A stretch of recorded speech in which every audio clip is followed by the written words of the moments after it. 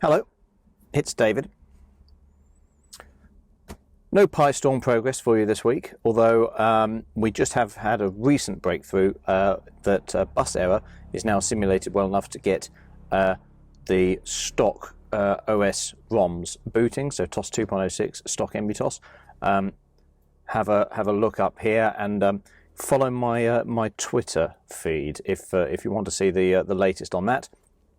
That's a combination of hardware software project done in my spare time. It's going to be a long time in development, so I can't give you a snappy update on that every week. What I've got instead today is something that I've picked up cheap off Amazon. So this was in the Amazon warehouse and caught my eye whilst having a look for Amazon Day deals. Now the Amazon warehouse, as far as I understand it, is returned items that are just deemed absolutely fine and can be resold at a slight discount. So I got this for about £65, and I think they normally retail. Ooh, that's open already. They normally retail at about £90. So what have we got? Well, you can tell that was opened.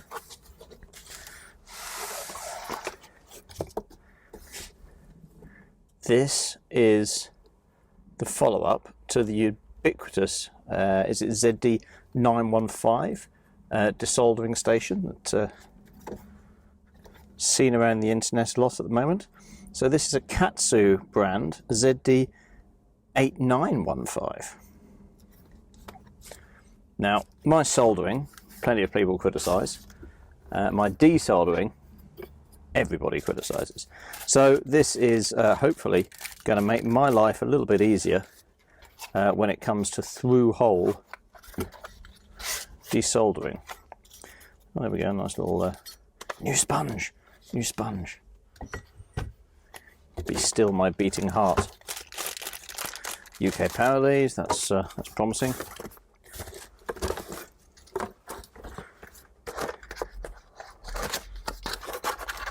And this is presumably the pistol.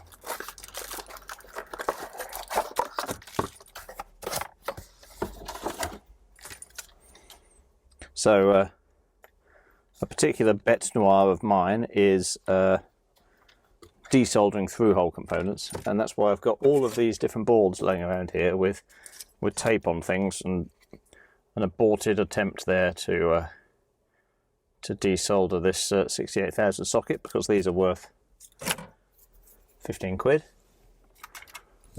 And I managed to melt this socket here in an attempt to desolder it with hot air. Didn't get very far. This is Exos's board. It's building up for him. Yeah, sorry Exos. I melted your socket. So this would be an excellent candidate for a through-hole desoldering tool. And of course the idea of these is that they apply a constant flow of air as you heat the pin. The tools I've used in the past, you get this is sort of the normal manual one. You have to heat with the soldering iron on the pin on one side, and then you hope that there's good enough connection to remove the solder. Never ever had any luck with that. You spend your life chasing around with solder wick, and to be honest, I always make a huge mess and damn near incinerate the board. I moved on from there to a self-heating one of the same. So that's something like this. Now this has no temperature regulation, just gets nice and hot, and then genuinely it works exactly the same as the manual desolder pump we had there. Now this is okay for a few bits and bobs. This is going to get very old very quick on a PGA 168 up there. So this is hopefully a substantial upgrade. So today it's about taking it out, setting it up, and having a look. Okay, so this is what we get in the package, along with the main unit itself over here. So we've got ourselves a new wiper holder for our tips. This has got a little metal bracket that needs to go into there and get anchored in with a screw. I'll assume I can do that quickly.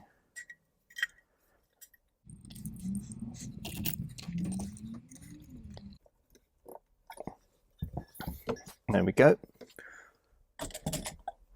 So the pistol grip itself has two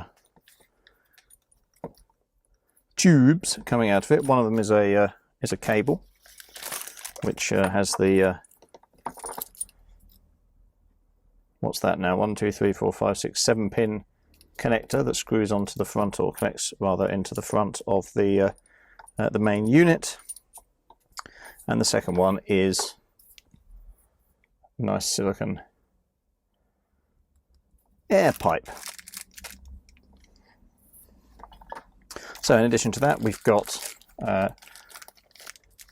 some filters. It looks like we've got 3 small and 1 large filter. There's 2 spare or different sized tips in here. I'm not 100% sure. And there's a tip on the cover here. Now they're all closed over. I presume that's with solder, and that'll melt when we turn it on. There's a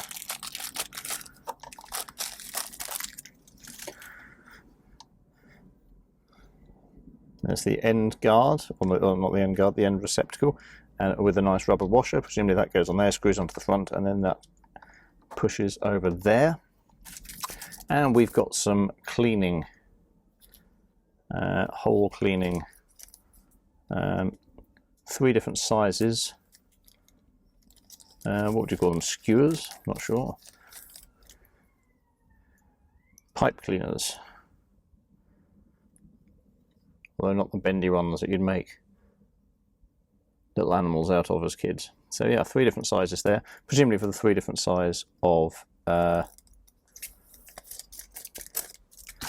nozzles that we've got. There's also a manual, which of course I won't be reading. 200 watts, temperature controlled soldering station, 160 to 480, blah blah blah blah blah blah blah blah. Cleaning the desoldering tube, blah blah blah blah blah blah blah. Don't burn yourself, and then off into Deutsch.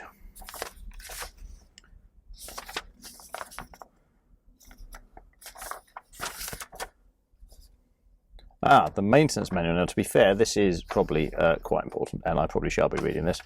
So, lock and unlock. Ooh, there we go. Gosh, I feel like Clint Eastwood. Hose, cord, trigger. Please do not trigger until nozzle fully heated. Nozzle, okay, yep, cleaning pin. And then here's all the bits and pieces and where to put your filters. Okay. Okay, so we'll take our cap off. Okay, that just balances on there like that, but that seems to be quite sturdy. Our plug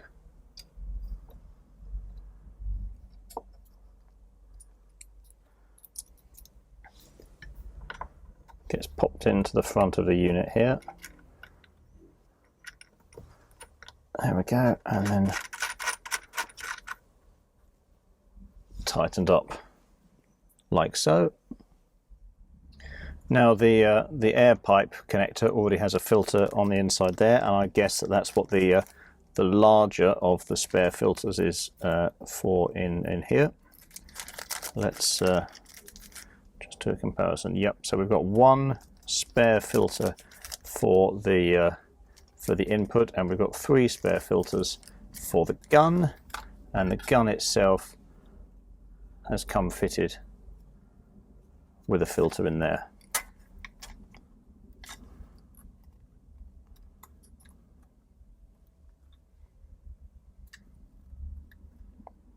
There we go, okay.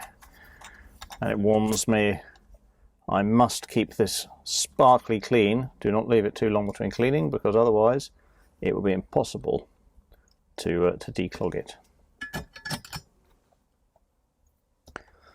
So rubber washer into the inside of that, and we'll screw that on until we feel a good tight seal. And then the end of our rubber hose needs to be jammed onto this. Easier said than done, I imagine.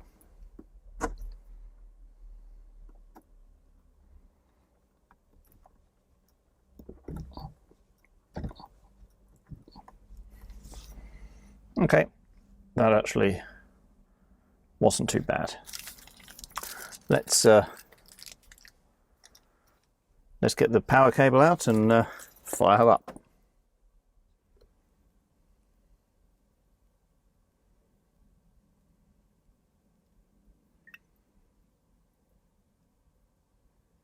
Damn it. Now I'm going to have to tick the "this is made for adults" option. Okay, now look, I clearly don't have enough space in the shed for this really. I haven't freed up anything behind me, so we're just limited to this tiny working area for now, so if I can get the things in shot. I really do have to have a quite substantial reorganisation of the shed. That old steam-powered oscilloscope off camera there, and that crappy old 3D printer off camera there need a new house. So that's for next time. For now, I'm going to turn it on.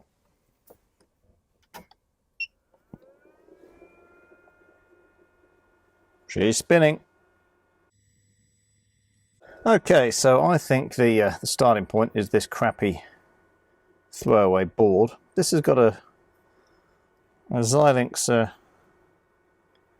288 chip on it. I don't know if I've blown that up. I can't remember. I suspect this is one that I've fried in the past. And I've had a half-assed job of removing this 68,000 processor, but I might have a little bit of a go along some of these ones on the edge here just to practice with. I'm guessing that my sort of desoldering temperature is going to have to be up in the 350s.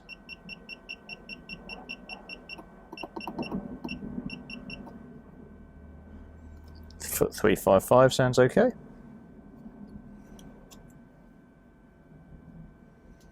Don't know whether that tip's going to melt by itself.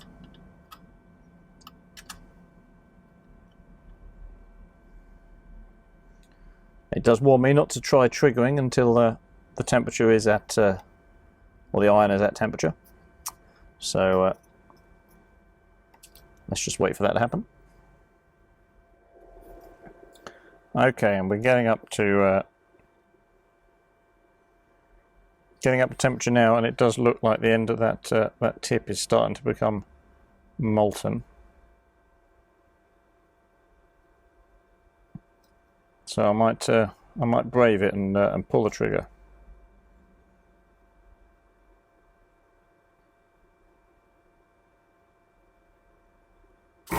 Wait, it went. Look at that.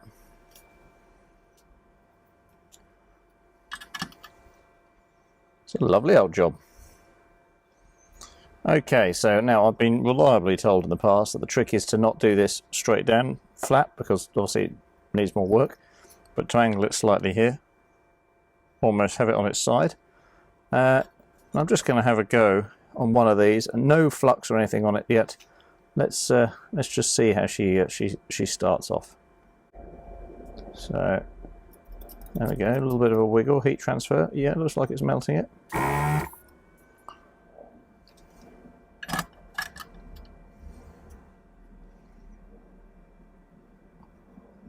What do we think?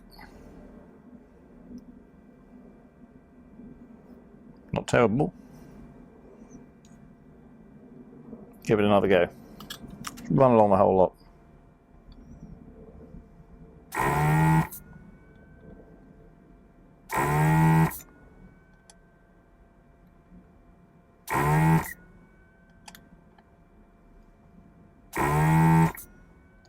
That one didn't go.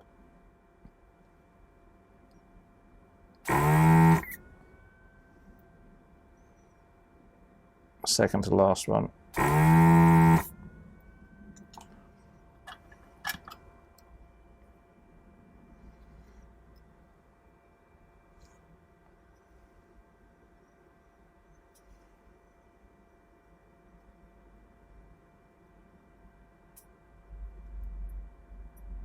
Little bit of a wobble.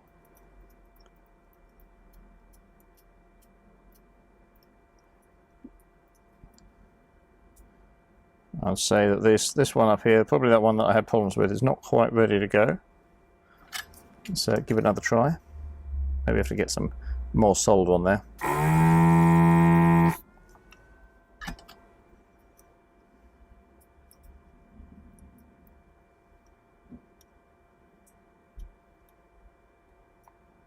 Does still look like it's that one.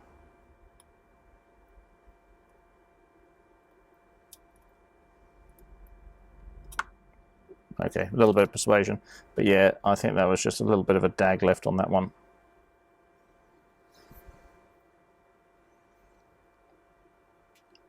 And there we go, it's out.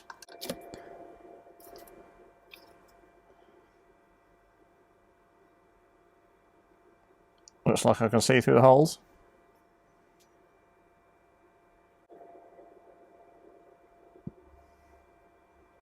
Job is a good one. So, am I brave enough to tackle some of this one?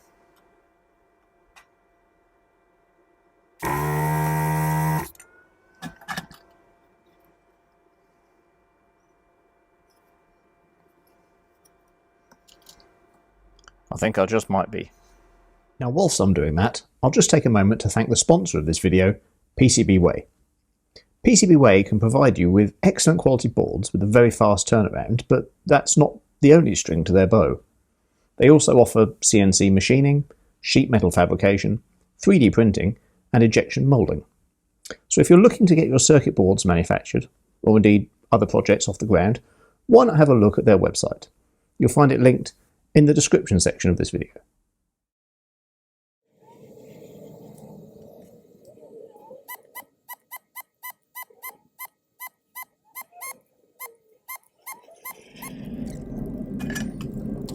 Okay, it's starting to lose some effectiveness there. Now, is that getting blocked? Or is that because I need more solder on there?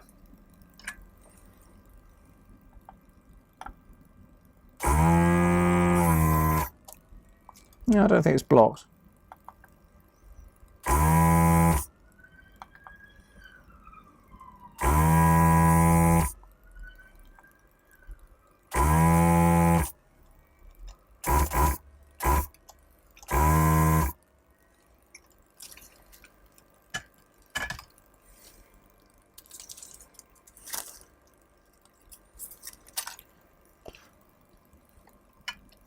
Just give it a try with the old unblocker.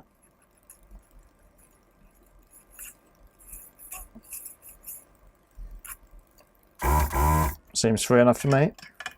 Maybe I need to increase the temperature a little bit.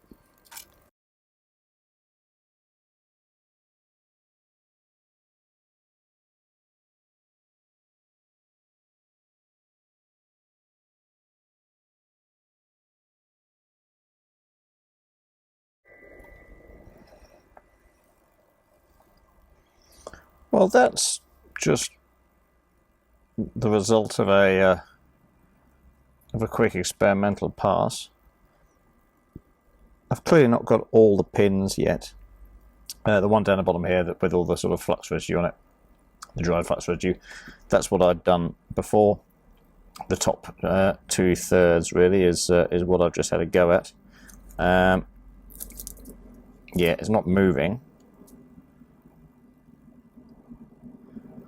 But I think with a little bit of work, there's a chance that might come. Perhaps now I could even try the hot air, but you saw what happened on the last one. Probably ought to experiment on that one first. Let's just take, maybe I'm going to take this 2x3 pin header off here, see how I do working in close proximity here to the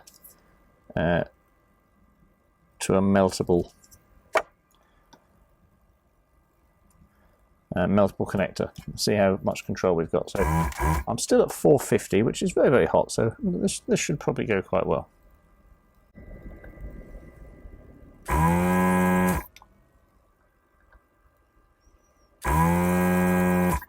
I think the nice thing that I'm seeing here is that this doesn't have the jerk that the previous, the cheap tool that I was using before has. So you'd get it nice and hot and all this bit would work, and then you press the button and bang! You'd jump across the board, maybe make a big old scar on the circuit board, bump into something else, probably hit this plastic connector and make a mess of it. And the nice thing is that this is all nicely controlled.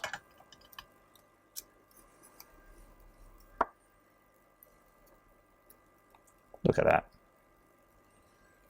Drops straight out. So I think with a little bit more perseverance, I should probably be able to get a bit further with the big old PGA CPU. I'll just have a quick play here and see if there's any wiggle at all. Not a sausage. No. That will need a bit more work. Probably need to get that under the microscope. But there we are.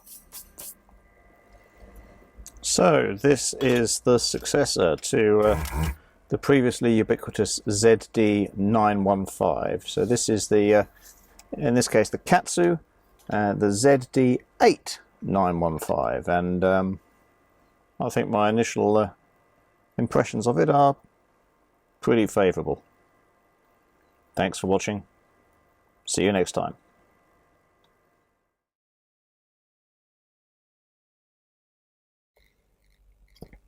Okay, so I'm getting quite bad for these little tack-on ones at the end.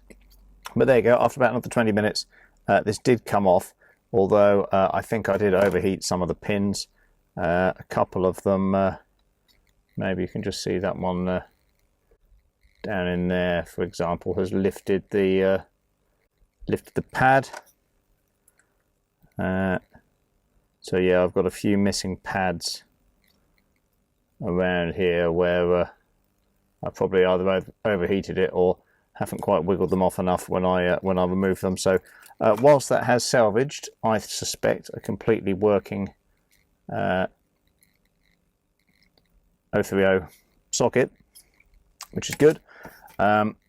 It would not have done much good to the board. So when it comes for me doing this one here for Exos, the Exos salvage, I'm going to have to be a lot more careful because I actually want to reuse the board on this one, even if I could use the socket that we've salvaged there. But I'm very happy with that. So thank you very much to the Amazon warehouse for saving me a few bob and getting me a bit of equipment that is long overdue. See you next time.